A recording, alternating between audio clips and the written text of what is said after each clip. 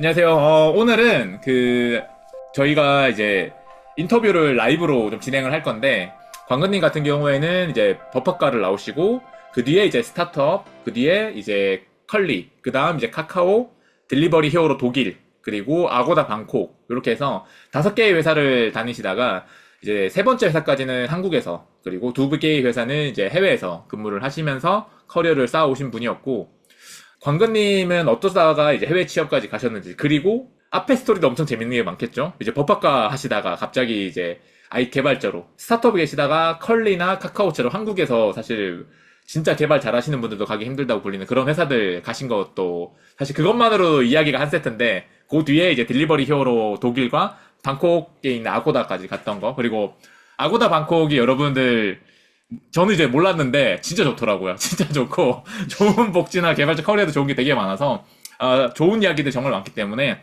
오늘 광근님과 함께 이런 이야기를 좀 나눠볼 예정입니다. 네, 동욱님이 잘 소개를 해주셔서 뭐 덧붙일 건 없는데 동욱님이 말씀해주신 커리어로 하다 보니 네, 어느덧 지금 방콕에서 살고 있고요. 네, 동욱님과 뭐 간단하게나마 여러 얘기를 하다가 네, 여기까지 오게 됐습니다. 네, 광근님 혹시 지금 몇 년 차 하세요? 차수로 따지면 9년 차인 것 같아요. 네, 그러면 그 각 회사를 다니셨던 경력 자체는 이제 지금 속해 있는 아고다에서는 몇 년이시고 그 전에 있었던 딜리버리 히어로에서는 몇 년이셨을까요?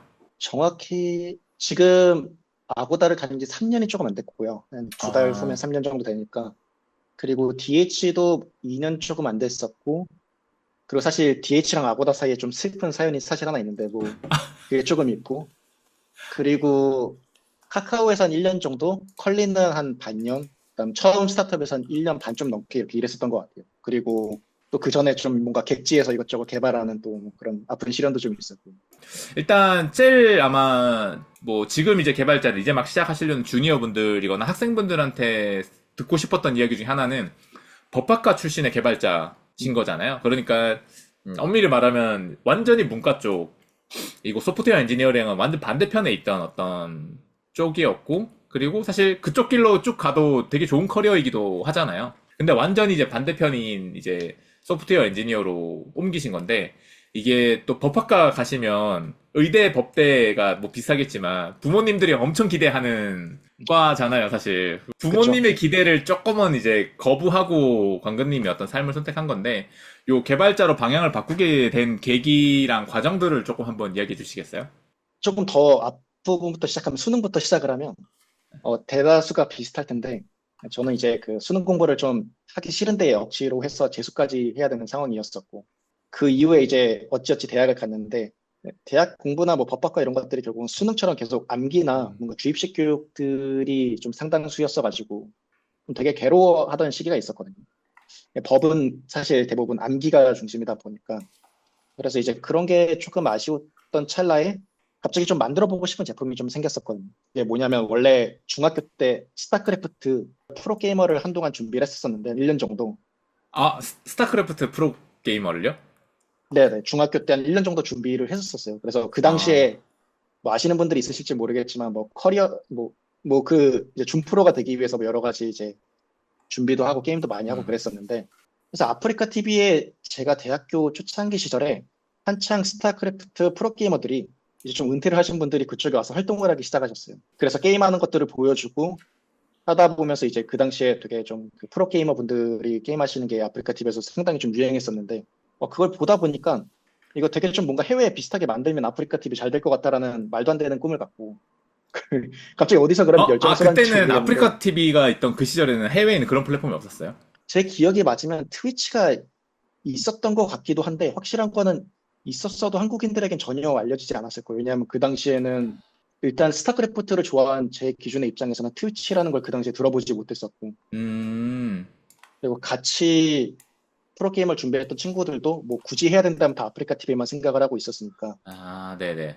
그래서 뭐 그걸 만들어 보면 좋겠다라고 해서 시작을 했는데 말도 안 되게 어려워서, 뭐 지금은 누구도 이해를 못하겠지만 한 1년 반 정도 걸려서 또 어찌어찌 비슷한 제품을 만들었고, 당연히 만들기만 했을 뿐이지 실제로 뭐 잘 작동하거나 아니면 저희가 기대한 수준의 어떤 퀄리티는 전혀 아니었고, 근데 그걸 만들면서 이제 당연히 학점 공부가 좀 소홀해지다 보니까 이제 자연스럽게 좀 그 학점과는 좀 거리가 멀어지게 됐는데, 그래서 이제 학점이 망가지다 보니까 변호사나 검사나 뭐 그런 쪽은 이제 자연스럽게 꿈을 접게 되고, 그나마 남은 거는 뭐 공무원 시험 뭐 이 정도였었거든요.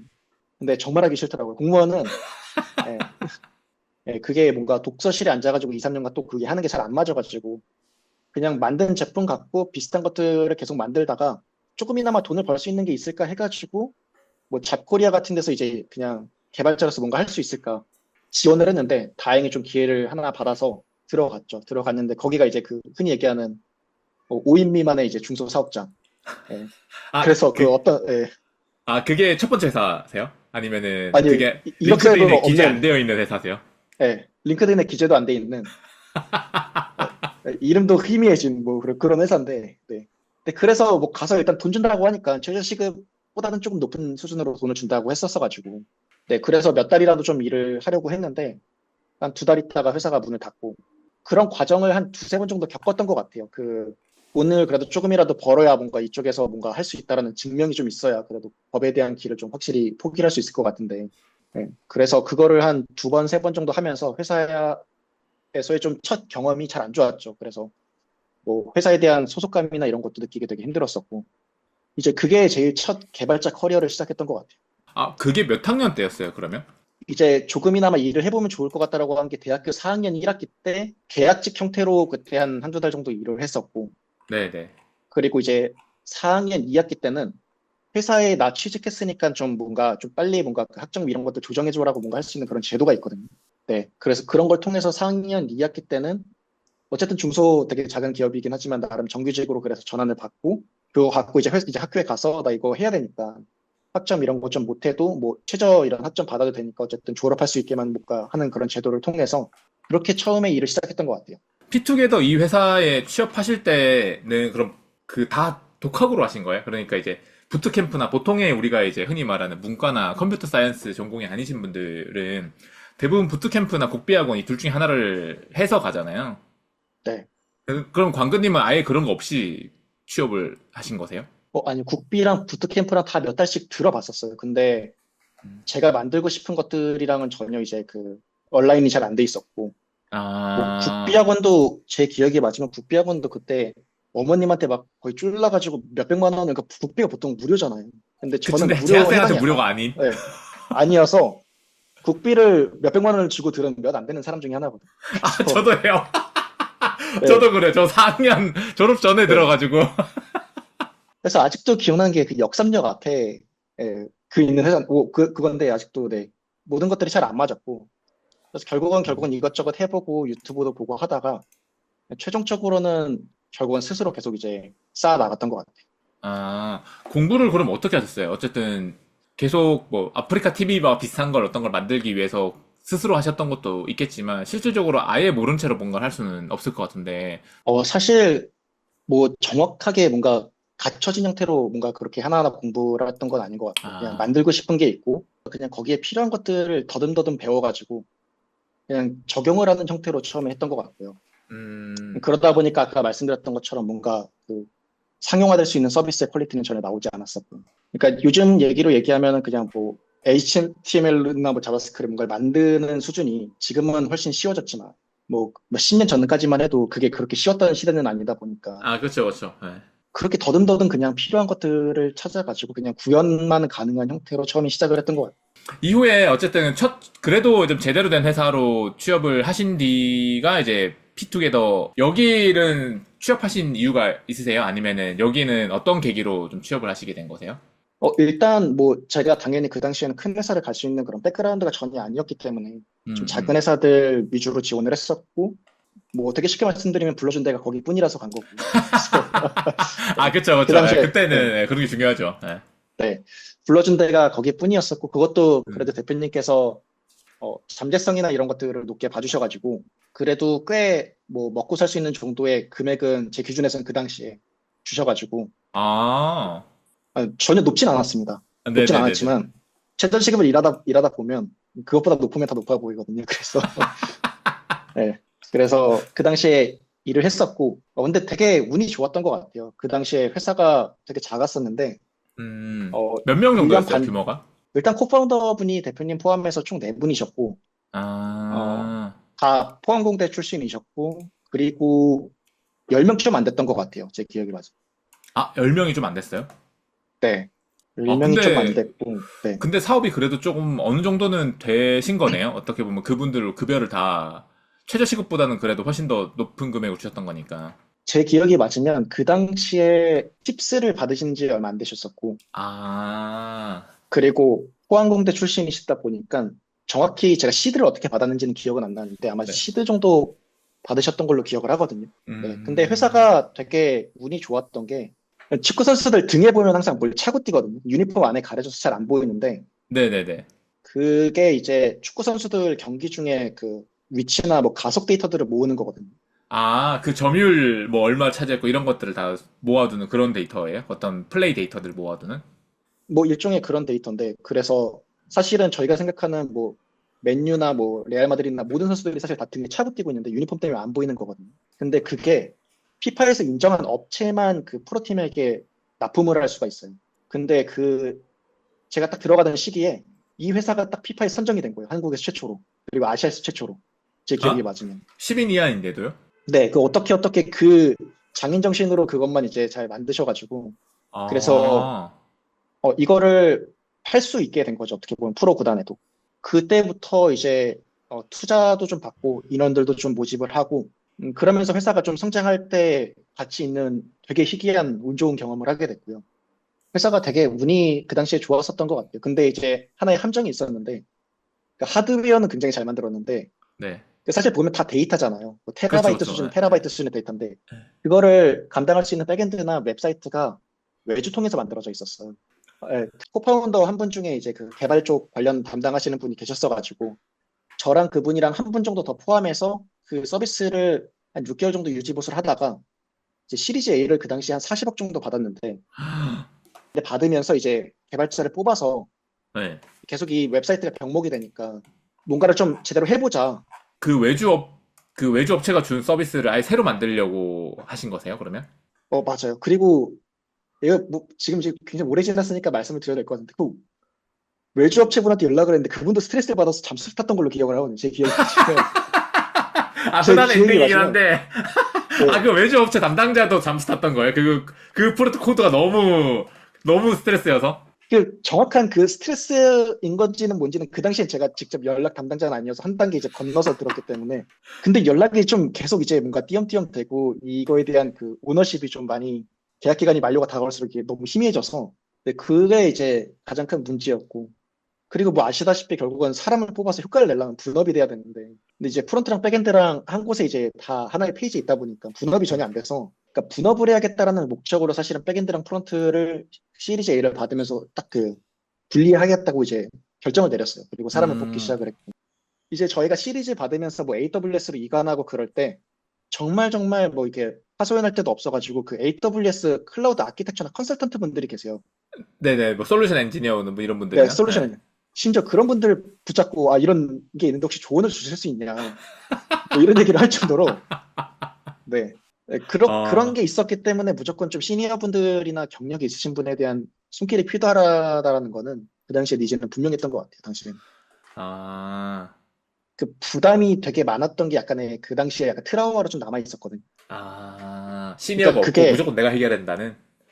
네, 뭐 받쳐주는 사람도 없고 그냥 뭐 그래서 뭐 대표님이 그 당시에 저를 더 잘 챙겨주셨던 것 같기도 한데 네, 그래서 뭐 그냥 뭐 페라바이트 데이터가 들어오던 뭐 테라바이트던 뭐 페이지가 느리던 뭐 PHP던 뭐든 어쨌든 버텨야 되니까 네. 제가 지금 생각을 해보면 그 뭐 실제 경영진의 입장에서도 충분히 이해가 되는 게 있지만 또 반대로 주니어 입장에서도 그런 경험을 하고 나면은 성장에 좀 저해가 되는 부분이 심리적으로 좀 한동안 있는 것 같더라고요. 성장에 저해가 된다는 거는 시니어가 없이 혼자서 무조건 해결해야 되는 그 생각에 대한 거죠? 그게 네 그리고 그게 이제 나중에 회사 생활할 때도 가끔씩 뭔가 조급함이나 뭔가 좀 불안감으로 다가올 때도 있었던 것 같아요 한동안. 그래서 뭐 좀 후에 나오는 뭐 DH에서 이제 일을 할 때 네네. 뭐 그런 피드백을 매니저한테 되게 직설적으로 받았었죠. 아, 주변을 봐라. 다들 널 좋아하는데 뭐 이런 이런데. 그래요? 네. DH에서 그런 걸 피드백은 어떨 때 받으셨어요? 제가 프로젝트, 그러니까 정확히 얘기하면은 그 당시에 어드민 페이지를 스스로 다 개발을 했어야 되는데, 그리고 Vue.js로 개발하고 있었는데, 당시 팀에 뭐 Vue.js를 잘 아는 친구들이 그렇게 많진 않았어요.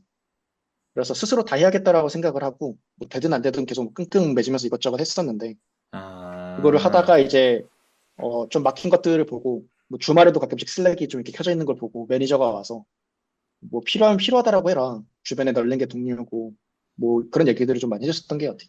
그게 어떻게 보면 이제 해외에서, 그러니까 독일이죠. 독일에서도 어떻게 보면 동료의 자원, 그러니까 혼자서 끙끙대게 문제를 해결하지 말고 어떻게든 주변 동료의 힘을 빌려서라도 문제를 좀 빨리 해결하고 혼자서 너무 길게 그 문제를 끌고 가지 말라라는 게 해외에서도 좀 비슷한 피드백이었던 거죠. 그쵸. 네, 맞아요. 근데 되게 회사가 근데 재밌었을 것 같긴 한데 시리즈 A 투자도 받고 막 어쨌든 재밌었을 것 같은데 그 1년 반 만에 이직을 컬리로 이제 하셨잖아요. 그거는 이제 음. 어떤 이유 때문이세요? 그것도 결국 이제 그 시니어에 대한 갈망 때문이셨을까요? 맞아요. 딱 그게 정확한 그 이유였어요. 그 분업이나 음, 일을 제대로 해보고 싶은 그런 환경 같은 것들을 좀 갖추면 좋을 것 같다라고 생각을 했었거든요. 네네. 근데 그래서 사실 뭐 그 당시에 뭐 카카오나 네이버 다 지원을 했었고, 아, 그 배민도 지원을 당시에도요? 했었고요. 예. 배민, 그 당시 아마 동욱님이 배민에 계셨을 때인 것 같은데, 아, 그래요? 아, 저희 네, 팀이 지원하셨으면 예, 바로 합격 갔을 텐데. 예. 뭐 그 어느 데서도 답을 받지 못했고, 그리고 그나마 아, 답을 받았던 게 컬리였었는데, 제가 정확히 기억나는 게 지금 그 당시에 개발팀을 이끄셨던 게 임상선님이라고 아마 지금 뭐 42-인가 그쪽에 계시는 것 아, 같은데 네네네네. 면접을 들어오셨는데 딱 한마디 하시는 거예요. 지금 컬리 화재 났다고. 물류센터가 어디서 화재가 나서 면접 빨리 보고 뭐 제 기억이 맞으면 그러니까 그것 때문에 합격한 게 아닌가라고 생각이 들 정도로 사실은 그 당연하게도 면접 질문이 그 당시에 뭐 자바, 스프링, 그다음에 뭐 조금 더 나아가면 컴퓨터 되게 기본 이런 전공들에 네네. 대해서 많이 물어봤었는데 면접 절차가 두 개 있었던 것 같아요. 첫 번째는 그 음. 실무자분들이랑 하셨고 그다음은 이제 상성님이랑 최종 인터뷰를 봤었는데 뭐 이걸 컬리 얘기를 해도 될지 모르겠지만 컬리가 그 당시에 물류팀이 장지동 물류센터에 있었어요, 개발팀.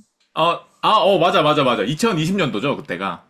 예, 예. 그래서 커머스 하시는 분들은 다 그 신사동인가 그쪽에 좋은 사옥에 계시고 저희는 그 장지역에 내려가지고 한 1, 20분 정도 걸어가면 물류센터 안에 그 개발팀이 있었어요. 처음에 면접 보러 갔을 때 굉장히 당황했었던 기억이 있고, 그래도 그 당시에 뭐 컬리니까 이제 처음에 가장 기분 좋았던 거는 그래도 이름 있는 회사에서 처음으로 인터뷰 기회를 제공을 해줬었고, 그리고 뭐 부모님이 그나마 이름을 들어보내서 컬리가 그쵸. 전전 예. 때문에 한 번쯤은 들어봤어가지고, 그쵸. 어쨌든 그래도 전 국민 서비스의 형태였으니까. 네, 맞아요. 그래서 어쨌든 인터뷰 기회가 왔는데 첫 번째 실무자 분들하고는 뭐 기술적으로 뭐 크게 얘기는 많이 안 했었던 것 같고요. 음, 그리고 두 번째 이제 상성님이 뭐 이것저것 꼬치꼬치 캐물으셨는데 그 당시에 되게 정신이 없어 보이셨어요. 그게 아마 확실히 기억나는 거는 그 무슨 컬리의 뭐 물류센터인가 어딘가 화재가 있었었고 그게 그걸 진압하고 뭔가 수습을 하고 인터뷰에 참가하신 건지 아니면 인터뷰를 하다가 그게 있으셨던 건지 정확히 기억이 안 나는데 그런 걸로 인해서 되게 정신이 없으셨고 그래서 인터뷰도 굉장히 좀 뭔가 기술적으로 굉장히 깊게 이렇게 들어간다기보다 그냥 전반적으로 좀 두리뭉술하게 좀 봤었던 경험이 있었고 운이 좋게 아, 그래서 뭐 당연히 자바나 스프링에 대한 그 면접은 준비하기 전에 뭐 기본적인 건 준비를 하고 가지만 뭐 굉장히 음, 깊게 물어보거나 이런 것들에 대해서는 당연히 JP도 전혀 몰랐고 그 당시 했었는데 그런 건 당연히 질문을 안 하셔가지고 음. 그걸 어떻게 보면 제 열정을 보고 뽑아주신 게 아닌가 그 당시에 생각이 들 정도로 네. 아, 그쵸. 아, 그러면 피투게더에서는 자바 스프링을 따로 써보신 건 아니셨죠? 순수하게 컬리를 지원하기 위해서 공부를 하셨던 거세요? 맞아요. 사실은 첫 회사에서 이제 시니어분이 어쨌든 들어오시면서 자바 스프링 전환을 한다고 하셔가지고 코드를 짠 거를 약간의 관찰자로서 보는 수준이었지, 그거를 제가 음. 코드를 한 번도 건드리거나 기여한 적은 없었기 때문에, 사실상 자바 스프링은 그냥 개인적으로 공부만 하고 있었고, 그때 제 기억에 맞으면 영화님 JPA 강의가 막 처음 올라왔을 때인 것 같아요. 아, 맞아요. 예. 네. 그래서 그것 조금 보면서 영화님이 JPA뿐만 아니라 또 스프링에 대해서도 뭐 이렇게 간접적으로 얘기해 주시는 그런 것들이 되게, 많이 써먹을 수 있겠다라는 생각으로 음. 그렇게 공부를 처음에 하면서 컬리 면접 준비를 했었던 것 같아요, 당시. 와, 그래도 엄청 광근님의 커리어에 있어서 큰 전환점이었네. 어떻게 보면은, 아, 물론 저는 뭐 이제 스타트업에 일하면서 빅테크라는 사례를 많이 보긴 했지만, 한 번 음, 이 빅테크들 사이에 한 번 그래도 찍먹을 해본 분들이 그 다음 이직할 때 조금 그래도 상대적으로 좀 편한 거는 맞더라고요, 그쵸. 네, 보니까. 예. 맞아요. 그래서 네. 컬리에서의 생활을 제가 뭐 길게 여쭤보진 않을 것 같고, 네. 혹시 얘기하실 수 있을지 모르겠는데 6개월 만에 카카오로 이직하신 이유가 있으세요? 그러니까 네, 6개월만 근무를 이제 하시고 이거 보니까 또 11월까지 2020년 11월까지만 컬리 다니시고 12월부터 카카오 가신 거 보면 실질적으로 중간 텀 없이 그냥 거의 바로 가신 느낌이어서 맞아요. 맞아요. 거의 입사하시고 수습 끝나자마자 바로 이직 준비를 거의 하신 거나 다를 바 없는 느낌이기는 한데 혹시 그렇게 빠르게 이직 준비를 하셨던 네. 이유가 있으실까요? 일단 당시 물류센터에 있는 물류팀원들과 그러니까 사람들은 너무나 다 좋으신 분들이었고 아직도 몇 분하고는 연락을 하는데 그 일을 하는 방식이 그전 스타트업보다 그 당시에 좋진 않았어요. 컬리의 문화가. 적어도 음, 물류팀에서의 개발 그 환경은. 그 개발 환경이라는 게 뭐 기술이 그런 게 아니라 뭐 그 당시 어쨌든 팀의 막내로서 저는 그 소속이 돼 있었고 그러면 뭔가 좀 이런 일들도 하고 저런 일들도 하고 이것도 좀 가르쳐주고 뭔가 이런 것들에 대해서 좀 기대를 했었는데 뭐 좀 돌이켜보면 사실상 완전 방치였던 것 같아요. 음, 네, 그러다 보니까 뭔가 이제 스스로 할 수 있는 것들이 굉장히 없다라는 무력감이 좀 있었었고, 그래서 그런 것들을 주변 음, 분들에게 좀 얘기를 많이 하기 시작을 했었고, 그래서 조금 조금씩 뭔가 일들을 한 걸 좀 하기 시작을 했는데, 그래서 그냥 이럴 거면 뭐 다시 한번 이력서 한번 넣어보자 해가지고 네이버 웹툰 하고 카카오 본사 이 두 아, 개랑 쿠팡 이렇게 세 개를 지원했었어요. 그리고 쿠팡에서 제일 먼저 연락이 와서 그 당시에 면접을 봤었고, 근데 쿠팡은 그 당시에 지금도 그런지 모르겠는데 라이브 코딩을 봤었거든요. 네, 네, 네. 근데 저는 처음에 뭐 코딩 관련해서 인터뷰 본다 그래서, 그냥 뭐 지식 물어보는구나 생각하고 들어갔는데 뭐 저에 대해 궁금해하지도 않고 바로 문제 하나 주시고 이거 따라서 이거 풀라고 하시더라고요. 그 당시 전혀 몰랐어가지고. 네, 네. 네, 그래서 바로 쿠팡은 떨어지고, 그리고 카카오에서 이제 불러줘서 이제 처음에 이제 인터뷰를 봐가지고 들어가게 된 건데, 사실은 그래서 최초 질문이 컬리에서 6개월 만에 떠나게 된 이유는 그러니까 음, 일을 좀 잘하거나 뭔가 일을 어떻게 하는지가 궁금해서 컬리로 오게 된 건데, 그거에 대해서 답을 얻기는 좀 힘들 것 같다라는 결론을 내렸고, 원래 취업한 목적을 달성하기 힘들다는 생각을 좀 하신 거죠? 맞아요. 그래서 그 이후에는 이제 그 개발팀들이 다 합쳐지고 한 공간으로, 그리고 음, 이게 일하는 문화나 이런 것들도 훨씬 더 많이 개선되고 좋아졌다라고 듣기는 했는데, 적어도 제가 있을 때는 회사가 너무 빠르게 성장하던 시기랑 그 물류센터의 대부분의 로직은 뭐 PLSQL 이제 네, 네, 네, 그쵸. 네. 그래서 한두 분 정도만 이제 다 이해를 하실 수 있는 수준이고, 음. 뭐 그래서 이제 주니어가 적응하기엔 되게 힘들었었던 환경인 것 같아요. 물론 뭐 이제 지금은 당연히 아니고 5, 6년 전 이야기이기 때문에 지금의 이제 컬리 팀이 그러진 않겠지만 그 당시에는 컬리도 어쨌든 사실 스타트업 상태였고 그리고 특히나 엔지니어링보다는 물류라고 하는 그 도메인 그 자체를 더 잘 다루기 위한 게 더 중요했던 시절이었기 때문에 물류 도메인에 한해서는 엔지니어링 문화를 고도화하기보다는 당장의 물류 환경에 있는 분들을 뭐 도와주고 환경 세팅을 개선하는 거에만 좀 더 집중하다 보니까 광근님이 원래 생각했던 엔지니어링 경험을 쌓기에는 뭐 적합하지 않았고 그렇기 때문에 이제 바로 카카오로 가신 거네요. 이런 상황이 안 그럴 있잖아요. 수가 퀄리 없죠. 나쁘지 않은데 왜 벌써 이직하시냐 이렇게 하니까. 예.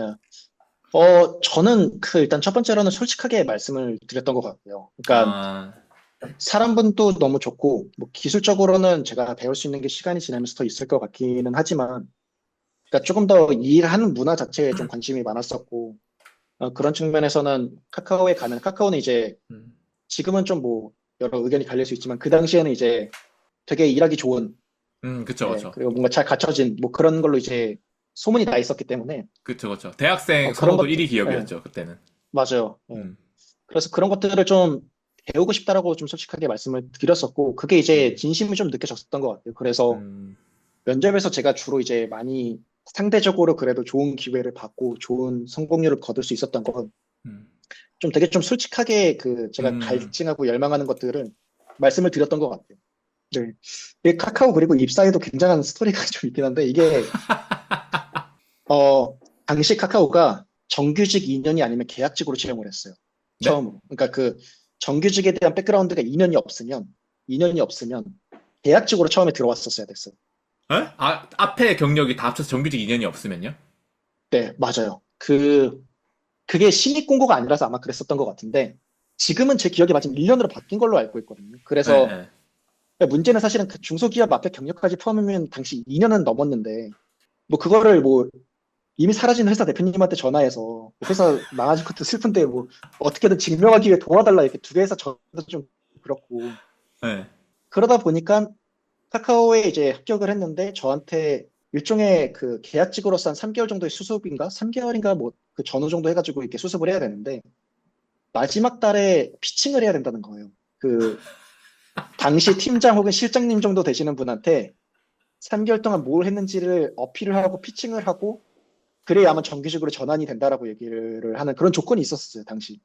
이게 경력이 좀 한 달 모자르다는 이유로 이게 좀 뭐 한 달인가 두 달 모자르다는 이유로 이 계약직으로 이렇게 들어가서 하면 조금 뭔가 그 좀 슬픈 게 있다 이렇게 네, 말씀을 네. 드렸는데도 그게 잘 받아들여지진 않았어요, 결론적으로. 그래서 뭐 물론 원칙이니 게, 회사 내에 정해진 네, 원칙이긴 하니까. 네. 그래서 그냥 바로 계약직으로 입사를 했고 세 달 동안 뭐 이것저것 프로젝트를 해가지고 피칭을 해가지고 이제 정규직 전환이 그 카카오에서 됐었죠. 아, 물론 지금은 이제 2년이 아니고 이제 1년이긴 하지만 어쨌든 신입 채용 공고가 아닌 이상 경력직으로 갈 때는 그 조건이 일단 있긴 있었군요. 근데 카카오는 어쨌든 뭐 지금도 물론 훌륭한 회사지만 그 코로나 2020년도에는 정말로 정말로 위상부터 시작해서 진짜 좋은 분들도 너무 많았고 뭐 업무 환경도 그때 어쨌든 뭐 물론 뭐 네이버 토스처럼 막 그 정도로 보상을 세게 주진 않았지만 그래도 되게 나쁘지 않은 회사였고 그리고 복지도 되게 괜찮고 이름도 되게 좋았는데 근데 이제 가그님이 카카오도 1년을 못 다니셨거든요. 혹시 맞아요. 뭐 때문에 그러셨던 거예요? 사실 컬리는 저는 이제 솔직히 이해를 완전히 했는데 카카오는 네. 왜 1년을 못 다니셨지 싶어가지고. 카카오는 더 이해할 수 있는 사유가 있는데, 아, 그래요? 그래서 그래요? 카카오를 처음에 들어간 게 멜론 팀이었어요. 뭐 일단 그 멜론에서의 뭐 좋고 나쁜 경험을 그 착취를 하고 정규직으로 전환하자마자 한 달 후에 갑자기 회사에서 공지가 내려오는 거예요. 회사 사람들이 수근수근 하는데 네. 우리 회사 분사된다는데 이러는 거예요. 갑자기. 아, 에. 그래서 뭐 카카오에서 카카오 엔터테인먼트로 분사가 되고 그리고 그 결정에 따라서 그럼 이제 독립된 법인이 되기 때문에 카카오 내부에 의존하고 있던 인프라 같은 것들 다 끊어내거나 아니면은 뭐 기존에 진행하던 프로젝트를 다 재검토를 해야 되고 이렇게 뭔가 그런 상황이 생겼거든요. 네네. 근데 그거를 이제 명확하게 이제 저희 레벨까지 그 루머가 실제까지 돌아오기까지는 한 두 달 정도 걸렸던 것 같고 그리고 그러고 나서 결국은 저에게 양자의 선택이 주어지거든요. 카카오 네. 본사에 남을래 갈래. 근데 이제 가게 되면은 뭐 아시겠지만 여러 가지 우리 사주부터 뭐 기타 등등 뭐 이런 얘기들도 많이 해주시고 네네. 근데 이제 또 본사에 남으면은 뭐 장점 단점 이런 얘기들을 하면서 이런 과정이 있었는데 결국은 그 과정이 한 세네 달 이상 걸렸는데 네. 그 과정 동안 프로젝트를 뭘 할 수가 없었어요. 다 아무것도 회사에서. 그거에만 3, 4개월이 걸렸다 하면 사실상 그 계약직에서 정규직 끝나고 나서 얼마 안 있고 바로 그런 일이 벌어진 거잖아요, 그러면. 맞아요. 그래서 아, 저는 그 당시에 이제 그 과정을 보면서 이게 너무 스타트업이나 컬리에 있다 보니까 좀 빠른 속도에 익숙해졌는데 이 결정 과정도 너무 오래 걸리고 그러다 보니까 프로젝트도 제대로 진행할 수 없어서 그 구성원들도 참 혼란스러워가지고 당시 뭔가 사실 개발이란 걸 제대로 해볼 수 있는 경험이 없었던 것 같아요. 한 두세 달 정도. 음, 근데 저는 빠르게 본사에 남기로 결정을 했고 그러면은 이제 뭐 당연히 공식적인 절차는 본사에 남는 사람들이 생기면 뭐 인사팀이나 어떤 팀을 통해서 적절하게 남은 그 부서에 배치를 이렇게 하는 건데 네. 또 이게 현실적으로는 내가 가고 싶은데 먼저 연락을 하면 조금이나마 그래도 그 사람들보다는 내가 좋은 곳에나 혹은 가고 싶은 곳에 위치할 수 있지 않을까. 예, 예. 그런 이제 그 희망이 있었거든요. 그래서 네네. 본사로 남기로 결정을 하고 그 당시에 이제 지금은 이제 그 뭐 하고 계신지 잘 모르겠지만 아마 현태님이라고 이제 한동안 한때 맘스터 이제 CTO도 하셨던 네네. 맘스터 시티오더 하시고, 그란데 맞아요. 클립이라고 하는, 거기, 김봉진 배민 창업주분이 운영하시는 스타트업에서도 CTO를 조금 하시고, 지금은 또 이제 다른 맞아요. 회사로 이직을 하셨는데, 네. 그래서 현태님이 그 당시에 광고팀 뭐 그 팀을 이끌고 계셔서 네네. 또 회사 사내 이렇게 연락을 하면 그래서 링크드인 연락을 드렸죠. 사실 이런 상황이 있는데 좀 한번 좀 뭔가 그 혹시 포지션이 있으면 좀 얘기를 나눠보고 싶다라고 해서 얘기를 좀 나누고 그래서 혹시 뭔가 좀 그 현태님도 위에 얘기를 해주셔서 이렇게 좋은 개발자분 연락을 해오셨다. 음, 혹시나 선택권이 주어진다면 좀 관심 있게 봐라. 라고 해서 이게 좋은 분들이랑 일할 수 있겠구나 하고 좀 뭔가 이제 그 되게 굉장한 이제 그 기대감이 컸었어요. 네네. 그런데 갑자기 그 한 달 후인가? 사실은 두 달 후에 어떻게 보면 그게 공지가 나야 되는데 한 달 후에 갑자기 누군가 저한테 연락이 오는 거예요. 네, 네. 어떤 TF 새로운 조직이 있는데 거기로 편입이 된다고. 아, 회사의 공식적인 공지 이전에 먼저 네. 오른 거예요? 그래서 뭔가 봤더니 그 당시에 CTO 분께서 직접 운영하시던 TF가 있는데 그 자리가 한 명, 두 명이 비었는데 그냥 이게 뭔가 제 추측이지만 스크롤 내리다가 컬리? 뭔가 이름은 들어봤으니까 얘 너 이렇게 해가지고 뭔가 아, 그냥 물론 오피셜은 아니지만 그랬을 것 같다는 네. 생각이신 거죠? 예, 예. 그래서 갑자기 생판 모르는 TF팀으로 배치가 됐어요. 아, 현태님이 있는, 아, 물론 여기서 아마 현태님이 누구신지 모르시는 분도 계실 것 같은데, 원래 이제 저랑 같이 이제 베민에서 일하셨던 좋은 되게 시니어 엔지니어 분이시고, 그분이 이제 카카오로 이직을 하시고, 카카오에 있는 광고 개발팀을 좀 이끌으셨던 분인데, 그분에게 광근님이 이제 DM으로 그 팀에서 같이 일해보고 싶다고 되게 좋은 엔지니어시거든요. 그래서, 네.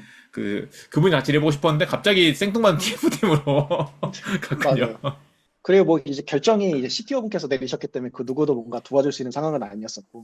그쵸, 그쵸. 그래서 그 TF팀을 갔는데 그 TF팀이 되게 그 당시에 이것도 되게 좀 슬픈 일. 카카오가 그 당시에 아마 기억을 하고 계시는 분들이 있을지 모르겠는데 한때 굉장히 야근을 많이 하는 팀이 있어서 뉴스에 나왔던 적이 하나 있거든요. 카카오가. 아, 한 네네네. 뭐 굉장히 한 두 개 팀 정도가 해가지고 뭐 이렇게 정신적으로 굉장히 힘드시고 뭐 이런 문제가 이렇게 뉴스에 보도됐던 데가 있는데 그게 하필이면 제가 갔던 TF팀이었던 거예요.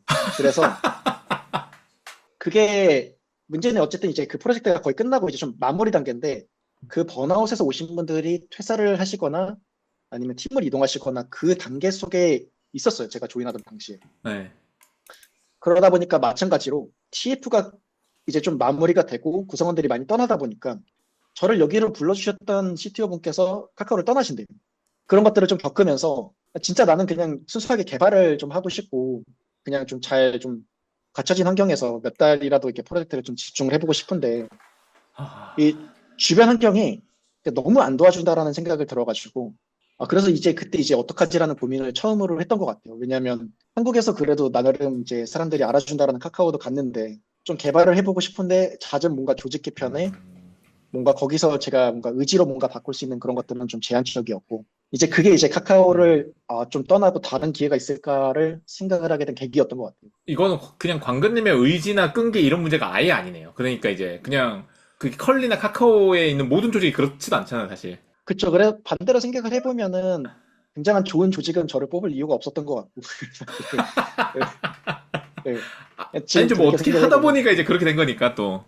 네. 아, 그래서 이제 그 컬리나 카카오에서 뭔가 짧은 근속 기간에 대해서 이제 이후에 이제 면접을 볼 때도 종종 이제 질문을 많이 받는데 그래서 이런 부분들을 좀 최대한 간결하게 좀 요약을 해서 많이 말을 좀 하고 있고 그러니까 뭔가 이게 제가 떠나고 싶었다라기보다 약간 좀 반강제적으로 떠날 수밖에 없는 상황에 좀 놓여 있었던 것도 있었어가지고 아, 그것 때문에 해외 취업을 해야 생각하신 거예요. 한국은 터가 안 좋다 이런 느낌으로 뭔가 나랑 궁합이 안 맞는 나라다라고 이런 느낌이셨던 거세요? 사실은 그때 해외 취직은 전혀 고민을 안 하고 있었는데